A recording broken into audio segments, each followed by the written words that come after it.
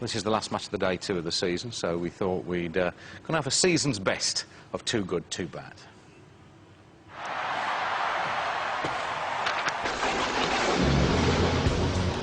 Starting with a bit of defensive incompetence, which we always like.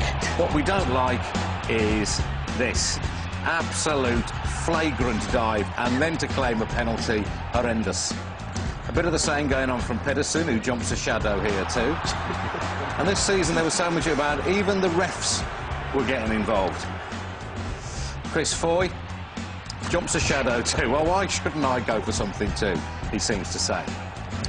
A bit of this never goes amiss, although don't do it at school, lads. And Yakubu gets a little bit from Pantsil here.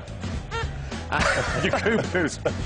That's our sound effect, by the way. Yakubu's indignation just makes me laugh more every time I see it. Basic Instinct came to mind here, for reasons that I won't explain. Luckily, a programme is thrust in the way of her unbroadcastables. Before we get a look, thank you, madam. We all enjoyed that very much. Managers, we do like to get this crafty insight into their expertise, the things they spot that we can't see. Always good advice, that, isn't it? Hand signals have been fertile territory for us. Emu, you know Emu, says Gary, he's going to get it. Emu gets it unless you sort yourselves out. Yeah, that'll be the end for Emu. Here he's saying, you two, get the ball, 2 of you. To me, not you, ball, 2, not... Anyway, whatever, I don't know what he's on about. I don't know what this is about. He turned to him, come on, if you're hard enough, quit your talking, come on, let's get it on. Come out here, I'll sort you out. And he shrugs. This is David Moyes celebrating, yes, celebrating a goal. This is David Moyes when he's happy. This is his happy face. In a moment, he'll turn round, whip his coat off, and fling it angrily at his own bench. Not quite sure what that's all about. Here's a metaphor for Man City's whole season. The manager stands up, the chair flits back, and he nearly ends up on his ARSE, but just about saves himself, as he has done till the end of the season. And this is a champagne moment. Mike Phelan sees a balloon. He decides to get rid of the balloon by popping it. The biggest shock of Fergie's season. Mike, I'd be careful if I was you.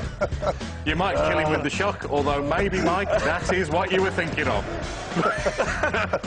Look at him jump. That's brilliant. My favourite fans of the season?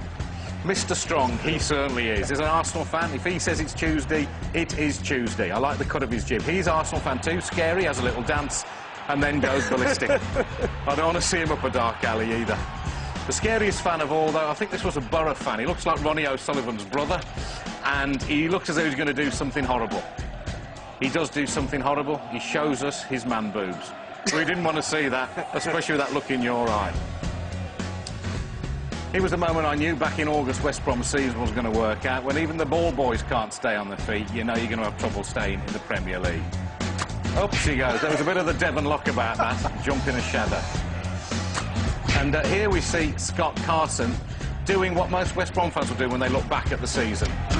Jump in horror. I don't know what he saw, but it's what we all feel when we look back on this year. Horrendous stuff. And finally, we don't want to see this. It's mascot abuse in the light of day at Stoke. Just quite disgusting. I can't believe we're showing it again, even if he is only pulling his tail out. Gentlemen, thank you very much. That's it for Match of the Day 2 this season. Gary will be here with Match of the Day next Sunday on BBC One. If you've still got something to worry about this season, be it a cup, relegation, playoff, whatever, my thoughts are with you.